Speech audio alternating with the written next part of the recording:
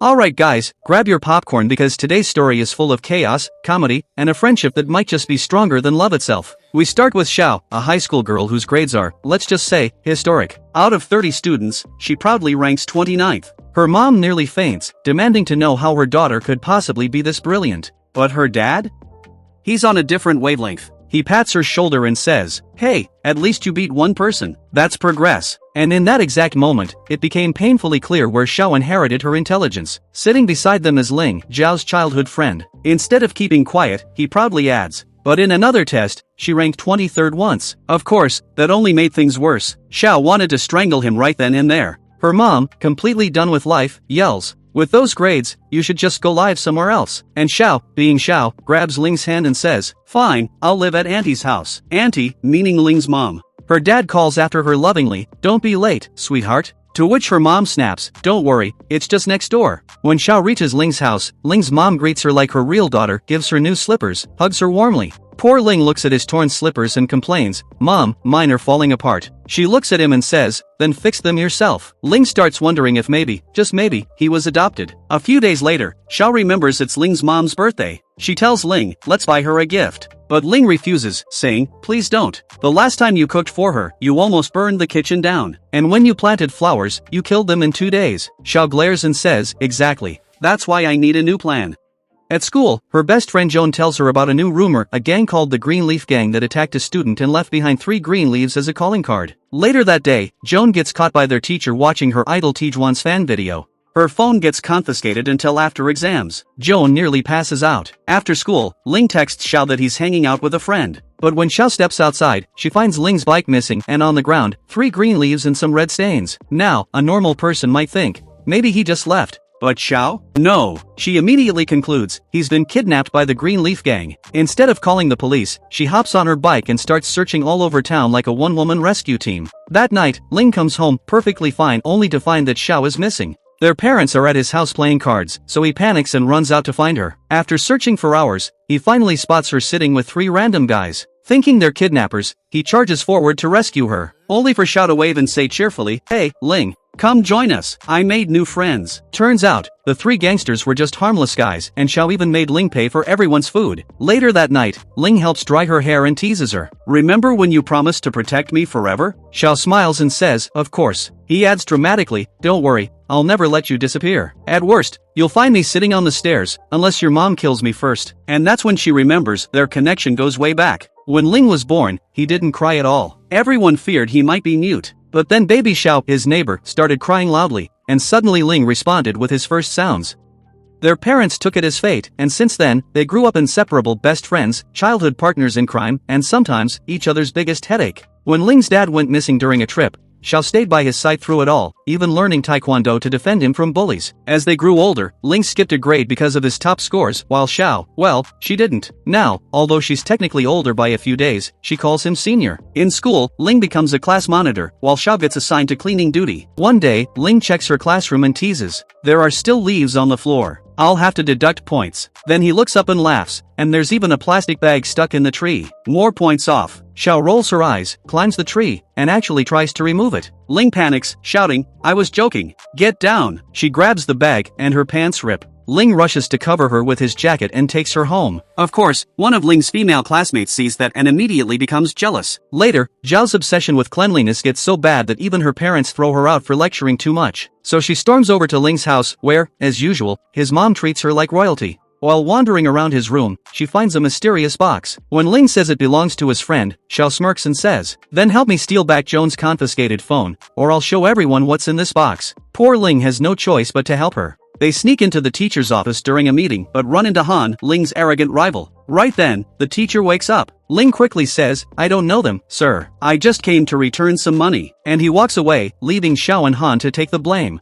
As punishment, she's kicked off the cleaning committee and forced to write an apology essay. Furious, Xiao mutters, "This whole committee is a pigsty anyway." Back home, she gets scolded again and told to deliver fruit to Ling's mom. She storms over, ready to throw it at Ling until he hands her Joan's phone, saying, "Here, I got it back for you." Turns out, he faked dropping his phone earlier so he could secretly retrieve Jones from the teacher. He even wrote an apology letter for her. One day, Xiao notices cigarette butts in Ling's trash can and starts suspecting his mom might be hiding something. After school, Ling secretly follows her and sees her meeting a man. He starts to fear that his mom might be moving on and that she'll leave him behind. Later, while studying, Ling falls asleep and calls out for his mom in his sleep. Xiao wakes him up gently, makes fun of him a little, and says, "Don't worry, no one's leaving you." A few days later, they go shopping for his mom's birthday gift. They play a fun little store game, win a small prize, and buy the perfect gift. At the birthday dinner, Ling finally asks his mom directly about the man. She smiles and says, "Yes, I'm seeing someone." Ling stays quiet for a moment, then says softly, "As long as you're happy, Mom, that's all that matters." Meanwhile, Zhao's exam results? Even worse than before. She tries to hide them, but her parents find out and explode. Her teacher also separates her from Joan to stop distractions, placing her next to Han, Ling's jealous rival. And that's where new drama begins. Because Xiao might just end up caught between two boys, one she grew up with, and one who suddenly starts noticing her.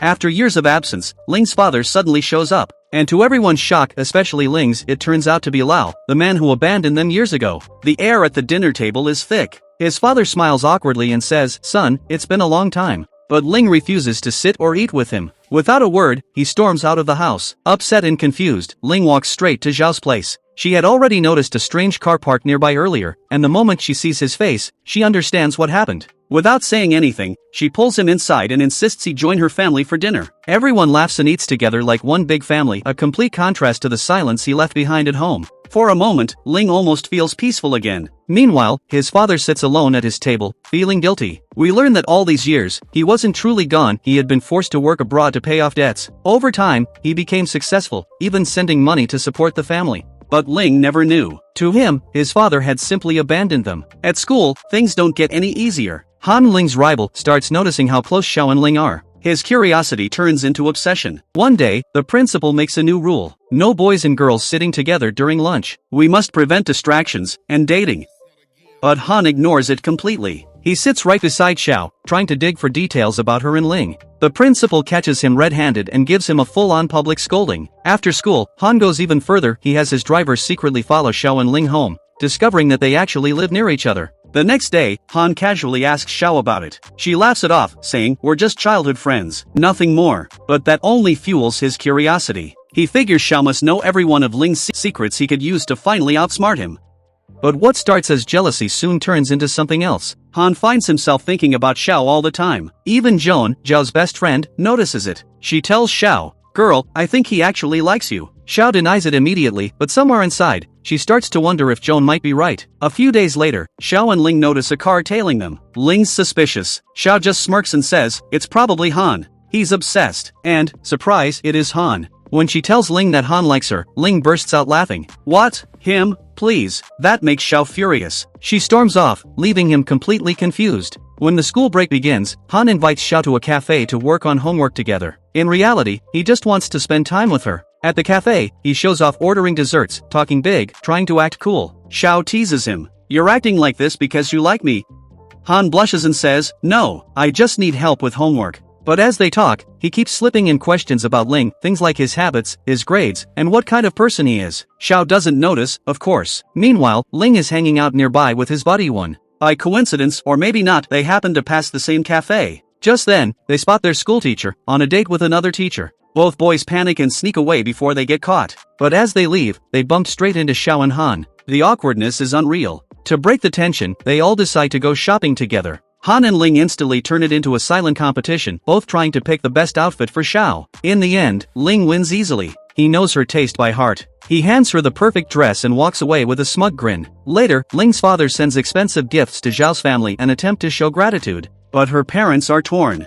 They tell Xiao, "Maybe you should talk to Ling, convince him to give his father another chance." Xiao shakes her head. "Ling was the one hurt, not us. It's his choice to forgive or not." Still, she takes the gifts back to return them personally. When she finds Ling sitting quietly in the park, she sits beside him and says softly, "I know you don't actually hate him. You're just angry and hurt. Take your time, Ling. No one's rushing you." Her words calm him. She teases him a little, makes him laugh again, then takes him home since the night air is freezing. On the way, they bump into Han again, pretending it's just coincidence. He tags along, trying to look casual. But then they notice a car following them. Ling walks up to it and, surprise, it's his father. He loses his temper and says, "Stop following me. I don't need you anymore." He storms off, leaving Xiao and Han standing there. Xiao brings Han home since it's late, but the moment her mom sees a boy walking in, she freaks out. She immediately calls Ling's mom and says, "Your Xiao just brought a boy home." Within minutes, Ling's mom rushes over, and somehow, the situation turns into a dinner party with both moms, Ling, and Han all sitting at the same table. The moms keep praising Ling like he's a national hero. Poor Han tries to keep up, helping with dishes, serving food, even cleaning up afterward.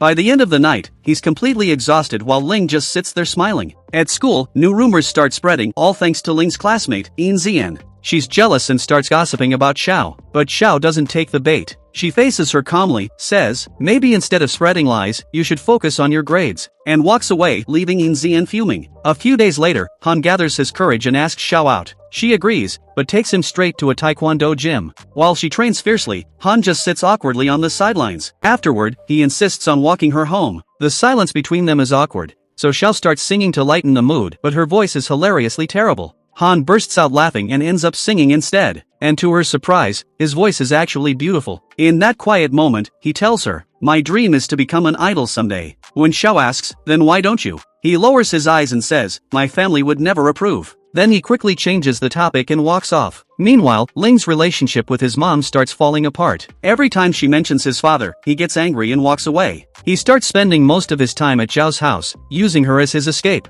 But Xiao calls him out. "You can't keep running forever," she tells him. "By ignoring her, you're only proving how much you care. You're hurting her even more." Her words hit him hard. A few days later, Ling comes home and finds his father there again, this time, bringing medicine for his sick mother. Ling feels a wave of guilt. He didn't even realize how unwell she was. He finally decides to give his father another chance. For the first time, he says, "Let's deliver the medicine together." It's not forgiveness yet, but it's a start. During the next parent-teacher meeting, Zhao's parents can't attend because of a family emergency. So Ling's mom goes on their behalf and unexpectedly runs into Han's mom, completely unaware, says cheerfully, "My son really likes that Xiao girl. I hope she likes him too." But she has no idea she's talking to Ling's mom, who nearly chokes on her drink. Later, she tells Zhao's mom, "I don't think that boy is right for her. He's too proud, too impulsive." Zhao's mom agrees, both secretly hoping Xiao will end up with Ling instead. But not everything is rosy. Joan gets depressed after her dad throws away all her idol posters and cuts off her allowance.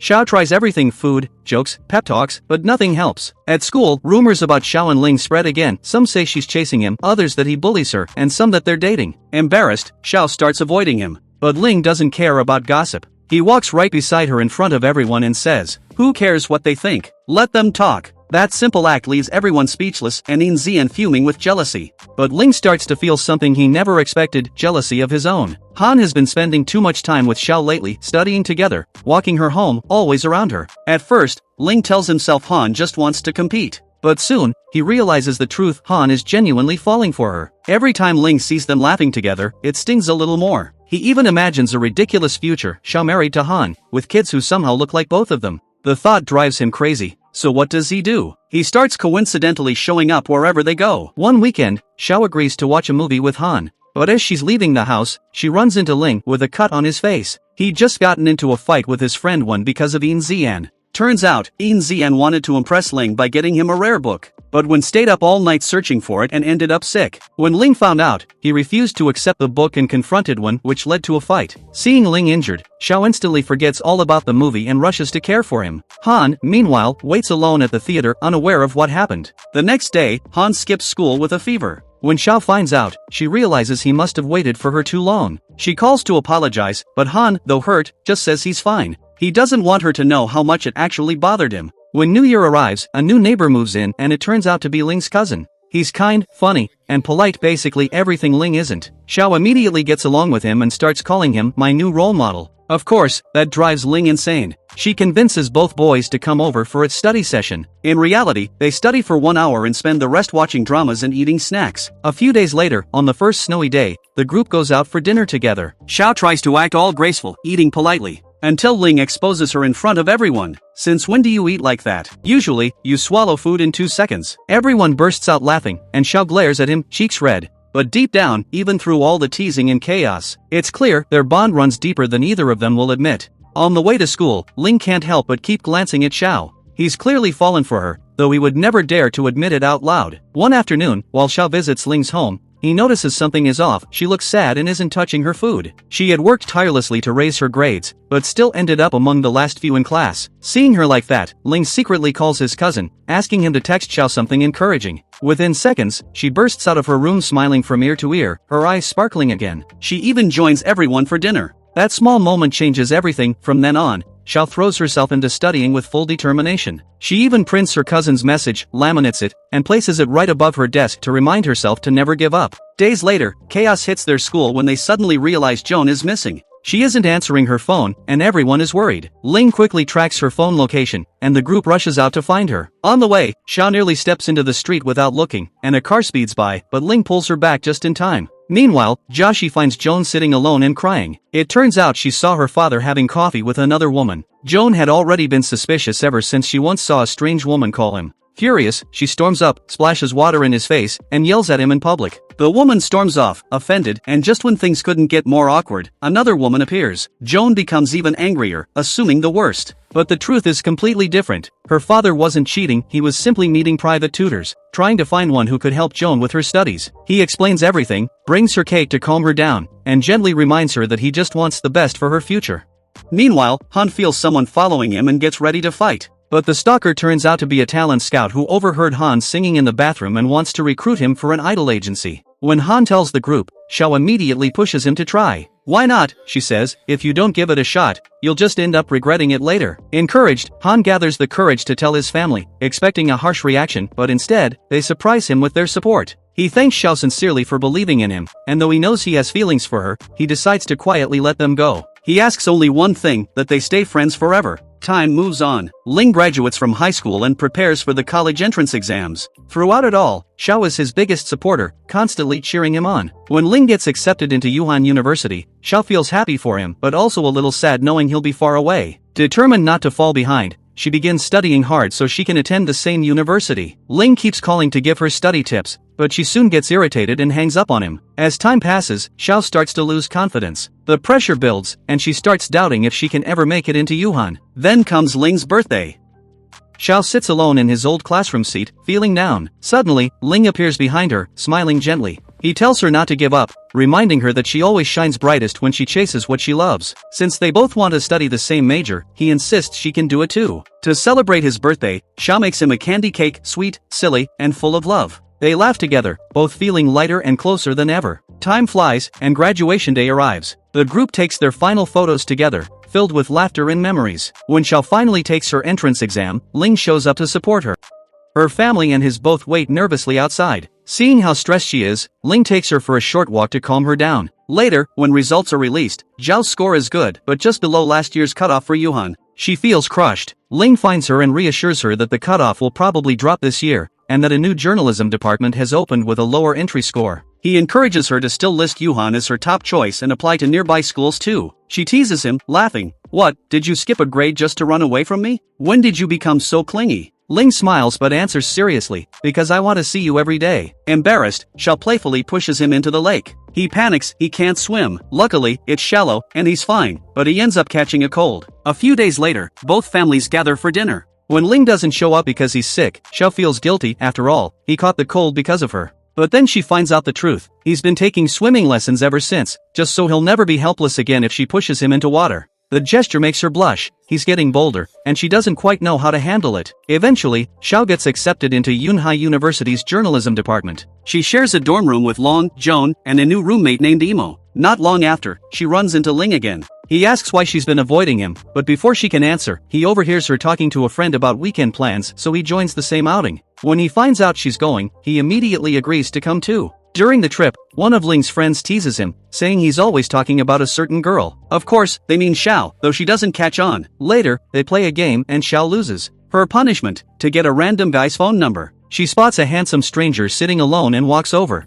The guy, Jiang, quickly realizes it's just a dare, but goes along with it. When Zhao's phone dies, he scribbles his number on her hand. Ling, seething with jealousy, starts drinking bitter herbal tea just to match his mood. Out of nowhere, he pretends to faint. Everyone panics, especially Xiao, who rushes to help. One of Ling's friends fakes a stomachache to clear the way, leaving Xiao alone to take care of Ling. She complains the whole way back to the dorm, but still helps him walk. Suddenly, he grabs her hand and murmurs, "Don't leave me, don't throw me into the lake again, and don't avoid me." In reality, he's perfectly fine, he's just using the moment to secretly wipe Jung's number off her hand. He walks her to her dorm, waits until she's safely inside, and then heads back, grinning to himself. The act worked. A few days later, Xiao is in class when Jiang, the same guy from before, walks in. He's from the student affairs office and asks for a volunteer from the journalism department to help organize an event. The professor calls for volunteers, but Xiao is busy snacking and not paying attention. When something falls on her hand, she lifts it up to brush it away and the professor mistakes that for volunteering. Before she can protest, she's chosen. Jiang thanks her afterward and treats her to lunch, promising to help with the extra workload. Later that week, a rumor spreads that a good-looking guy from the computer science department is a player who toys with girls' feelings. Soon, the gossip names Ling. His phone number gets leaked, and people start harassing him online. Xiao grows worried and decides to visit. Every time he picks up his phone, she distracts him, trying to keep him from seeing the hateful messages. What she doesn't know is, he honestly doesn't care what others say. The next morning, Ling shows up with breakfast for her and asks her to attend his lecture together. As they walk, two girls pass by, whispering nasty comments. Xiao immediately fires back at them, defending Ling fiercely before dragging him inside. During the class, she ends up falling asleep, mostly because the chocolate Ling gave her earlier made her drowsy. When she wakes, Jiang appears to remind her of a meeting. She rushes off, leaving Ling behind. Meanwhile, Ling's friends are determined to help him win her heart. Jiang also decides to do something special for Xiao. First, he sends her a bouquet made of chips, hoping she'll be impressed. But Xiao is too lazy to go downstairs, so her roommate collects it instead, thanking him as if he's just a delivery guy. Jiang, embarrassed, tries a different approach. With his skills, he sets up a light display across the dorm building that spells out a glowing birthday message just for her. That night, when Xiao sees it, she's stunned. The lights sparkle across the sky, forming her name and the words "Happy Birthday." Jiang then walks up and hands her a gift, a camera, smiling warmly. Xiao can't help but be touched. As Xiao, who's been noticing some strange behavior from Ling lately, he's been acting differently around her, more protective, more thoughtful, and she can't quite figure out why. Deep down, though, she's moved by it. Confused, Xiao decides to post about her situation in an online advice forum. To her surprise, everyone there tells her the same thing: "Girl, he totally likes you." That only makes her more nervous around Ling. A few days later, Xiao meets Jiang again. To thank him for helping her earlier, she gives him a camera as a small token of appreciation. They even take a few pictures together. But when Ling sees this, he's burning with jealousy inside, though he tries his best to keep calm and not show it. Meanwhile, Xiao posts again on the forum, saying she's been avoiding her crush because she's too nervous and doesn't know what to do. On the other side, Ling is losing his mind, he's anxious, frustrated, and can't understand why Xiao is avoiding him. His friends tell him to stop overthinking and just go talk to her. So, when Ling finds out she's in the library, he heads there right away. "Why haven't you been answering my messages?" he asks. Xiao quickly lies, saying her phone broke. Ling smirks and immediately calls her, and when her phone starts ringing, she turns bright red. Just when Ling is about to confess his feelings,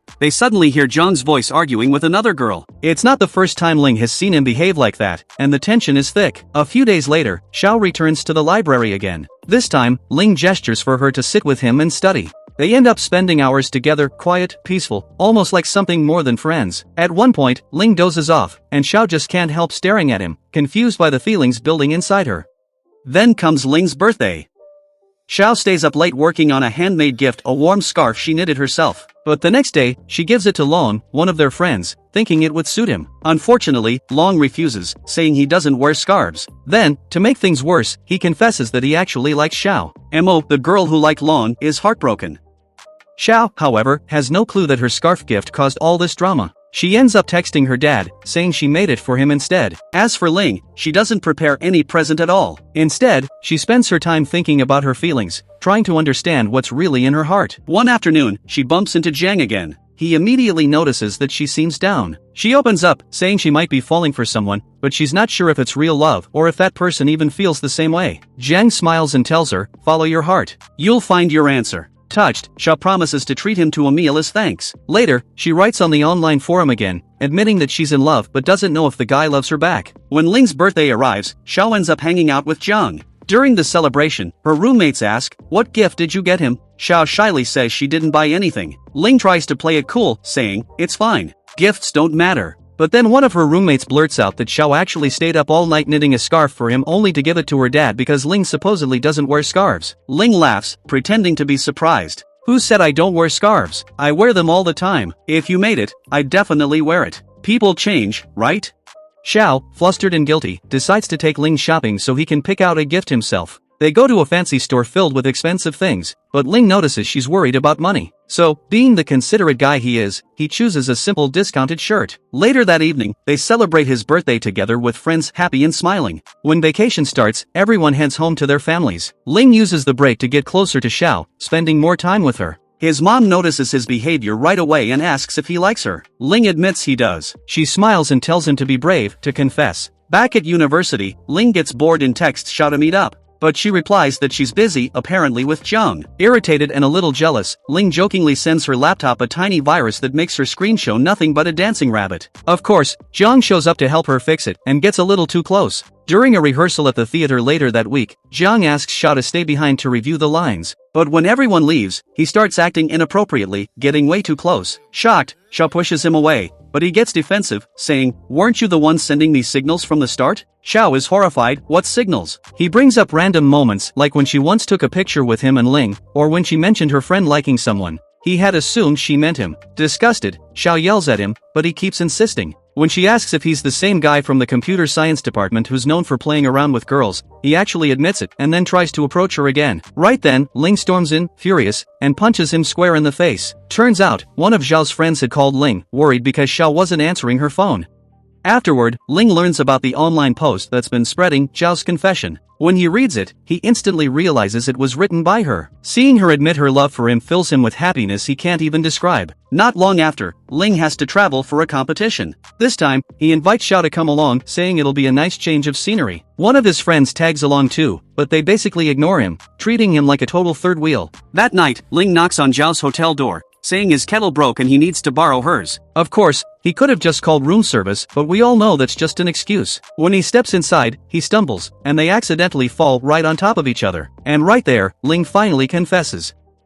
Xiao blushes but says she'll accept only if he wins first place in the competition. Naturally, Ling does. They celebrate together afterward, finally as a real couple. Their relationship is sweet and simple, no drama, no grand gestures. Just two people genuinely enjoying each other's company. One day, though, Xiao hears a rumor that Ling's been cheating with another girl. Furious, she teams up with her friend Zhou, carrying a loudspeaker to confront him. But when they get there, they find out it's just a misunderstanding. Ling isn't cheating. The other girl, Jiaxi, is actually confessing her love to him. Later, Xiao and Ling spend their vacation together. They share cute, romantic moments, though whenever someone from their families walks in, Xiao pretends to push him away or hit him. But it's obvious to everyone that they're in love, especially to Ling's mom, who quickly tells Zhao's mom. Excited, both families plan a short vacation together so the two couples' parents can bond. Everything seems perfect until Xiao suddenly starts getting busy. First, she says her cousin's in town and wants to go shopping. Then, her cousin's son needs her help. Another time, she says she's not feeling well. And finally, she tells Ling she's having a girls' night with Zhou. But when she arrives at the girls' night, she realizes it's actually a double date and she was supposed to bring Ling. The other girl, Jiaxi, is already there with her boyfriend. Xiao panics and tries to call Ling, but the movie is about to start and he can't make it in time. Afterward, she goes home, but by then, someone has already sent Ling photos of her with the group. He assumes she purposely avoided him and gets angry. They argue, and he storms off with his friends. What Xiao doesn't get to tell him is that she had actually bought tickets for another showtime, planning to go again with him. Later, Ling cools down and vents to his friend. While they're out, he notices a pastry shop that sells Zhao's favorite dessert. He buys it and goes to her house. Pretending he lost his keys, he asks to stay over. She hesitates but lets him in. They talk, apologize, and make up, sharing a quiet, warm hug. But just their luck, their parents come home earlier than expected and catch them together. Everyone laughs it off, except Zhao's dad, who freaks out, yelling, "I should have never moved here. I didn't come all this way to see my daughter get stolen." Still, things calm down, and life returns to normal. Back at university, Zhao's friend Joan convinces her to attend an optional lecture. She agrees only because the guest speaker is someone who once corrected her manners, and when he walks on stage, they realize it's Joel, a relative of Long, the guy Xiao used to like in high school. Her friend jokes, maybe you should dump Ling and go for this guy instead. Ling, sitting right beside them, is not amused. After the lecture, they all go out to eat. During dinner, Joel mentions he already knew Xiao and Ling were dating. When asked how, he explains that back in high school, Ling had asked him to message Xiao just to encourage her. Joel adds, he insisted I text instead of call, because he knew you'd print it out and keep it. And that's when Xiao realizes Ling had been thinking about her and caring for her long before she even knew. After everything that's happened, Xiao is touched and emotional. Soon after, Joel, the same guy who once admired Ling's talent, offers Ling a position at his company after graduation. He's clearly impressed by Ling's performance during the previous competition. Ling accepts the offer, but with two conditions. First, he gets to choose his own team, meaning he wants his college roommates to work with him. And second, Joel must stop getting too close to Xiao. Time passes, and life moves on. Joan's birthday is coming up, and Joshi, who's been dating her, plans a short trip. He promises to stay in touch, but after leaving, he completely disappears. Days go by without a single message. When her birthday finally comes, Joshi doesn't show up. Heartbroken, Joan breaks down in tears, feeling like he never cared about her at all. That night, she decides it's over, she's done waiting. A year later, Joan is still struggling. She's become a shadow of her former self, distant, quiet, and empty inside. Meanwhile, Ling has started his new job at Joel's company. He's sharing an apartment with one of his old roommates, while the others also work there. Outside of work, most of his free time is still spent with Xiao, their bond stronger than ever. One day, during a business meeting, Ling unexpectedly runs into Joshi. The encounter is awkward but civil, and they decide to catch up sometime soon. Ling asks his friend Wen to book a table at a famous restaurant.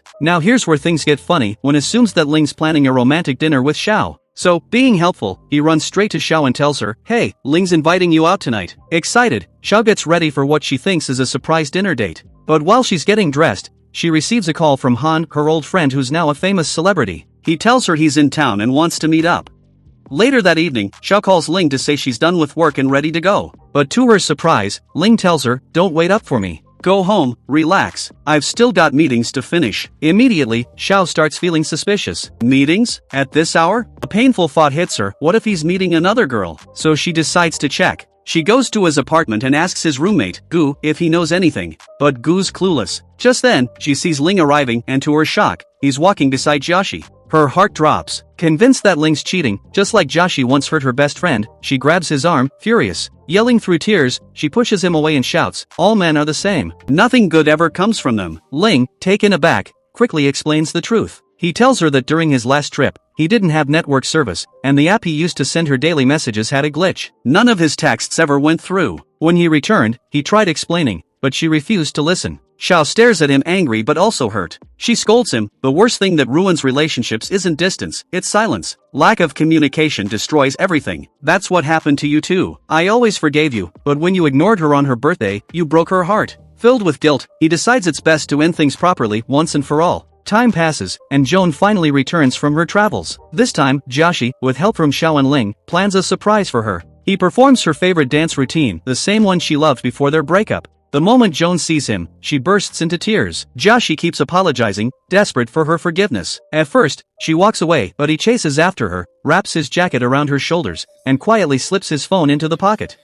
Later, when she gets home, Joan finds the phone and opens it. Inside, she discovers hundreds of unsent messages and daily journal entries all written to her. Every single day he tried to reach out, but never hit send. Meanwhile, back at Joel's company, there's a new challenge. Two interns, Xiao and another girl, are competing for a full-time job after graduation. The rule is simple, each must conduct an interview, and whoever gets the most views wins. One day, while in the restroom, Xiao overhears her rival mocking her, saying, "She's got no connections, no background. She can't beat me." That lights a fire in Zhao's heart. Inspired, she decides to reach out to her old friend Han, the celebrity. He agrees immediately and shows up for the interview. During filming, Han keeps teasing her, making her explain everything twice just to mess with her, but the chemistry between them makes the interview go viral. When the director and Han's manager arrive to greet him, they thank Xiao for arranging everything. Even her own manager, who used to scold her, now praises her in front of everyone. After the challenge, the rival intern starts spreading rumors, claiming that Han must be dating Xiao, and that's why he agreed to the interview. But Han shuts down the gossip in the best way possible. He casually walks into the office with sweets for everyone, then takes Xiao by the hand and says, "I need to borrow her for a moment."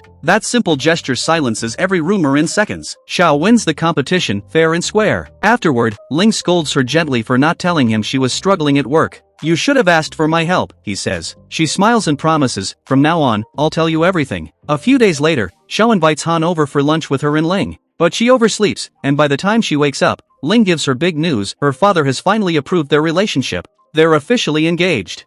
Han arrives and, surprisingly, he's the one who cooks the meal. The three of them laugh and joke through lunch until Ling gets a phone call and steps out. While he's gone, Xiao asks Han a question that's been bothering her. She says, "In your last interview, you said you loved the girl who inspired you to become an actor, the one who motivates you when you write your songs. Was that about me?" Han looks at her, hesitates, then shakes his head. He smiles sadly and says, "No, I just made that up. It was something I said for the camera." But deep down, both of them know the truth. After lunch, Han leaves, and Xiao and Ling walk him out. Not long after, rumors start spreading online that Han and Xiao are secretly dating, all because of one photo where Ling was standing beside them. But the image got cropped. Meanwhile, Joshi doesn't give up on Joan. He keeps pursuing her until she finally forgives him. He admits that he'd had videos on his phone he never showed her, moments he'd recorded but never shared. He explains, "I didn't want to waste time proving myself with words. I wanted to earn you back through actions." And finally, he confesses his love again, this time with sincerity. Joan accepts, and the two reunited last. Xiao and her friends are overjoyed. Later, Xiao and Ling return to their hometown together. They take a family photo with Ling's relatives and hang it proudly in the living room. Then, they visit all their childhood spots, the park, the old bridge, the schoolyard, reliving every memory. Finally, under the bright lights of a Ferris wheel at the amusement park, Ling kneels down and proposes. It's just like the scene from Zhao's favorite romance novel she used to read back in high school. Through tears, she says yes. Years pass, and the two build a beautiful life together. They have a son, and their love only grows deeper with time, every day happier than the one before. And just like that, our drama comes to an end. I hope you enjoyed this story summary. If you did, make sure to like this video, subscribe, and turn on the notification bell because there are many more emotional, heartwarming stories coming your way. Thanks for watching, and I'll see you in the next one.